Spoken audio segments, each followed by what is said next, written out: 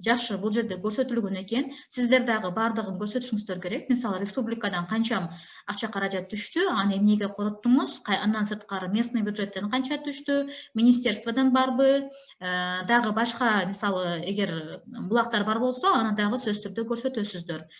Жана ошолорду эмнеге короттуңуз дагы ошолордун да көрсөтүп кетесиздер. Бул ИСУОнун мынакей каржы бөлүмү бар. Каржы бөлүмүнүн ичинде бюджеттин ичинде түшүүлөр.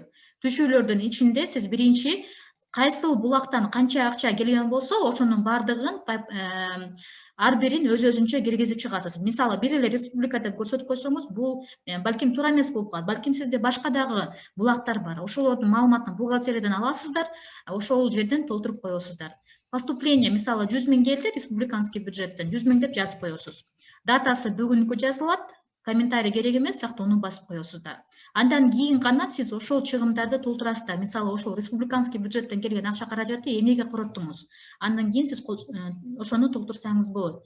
Эгерде сиз поступлениени толтурбай туруп анан кайра расходко келсеңиз, ал туура эмес болуп калат. Мынакей чыгымдарды жанагы кирүүлөрдө, ошо поступленияларда бул 1 январь 2020 жыл, 31 декабрь 2020 жылдын ичиндеги общий сумманы жазасыздар. Көптөр ушул жерде кыйналып жатышат. Мисалы, мен 100 000 токтадым түшүүлөргө. Анан кийин меники эмнегедир чыгымдарга ал көрсөтүлбөй жатат деп. Эмне үчүн? Анткени үчүн бул жерде мисалы мен ошол 100 000 мынакей бул жакта капремонтко колдондум десем, анын ичинде мисалы ал кайсыл жактан келди деп. Республиканский бюджет деп көрсөтөм. Анткени үчүн мен буга чейин ал бизге республиканский бюджеттен түштү деп көрсөткөнмүн. Мисалы, ошонун ичинен биз бардык акча каражатты короткон болсок, анда мен 100 000 деп бул жерге да жазып коемун.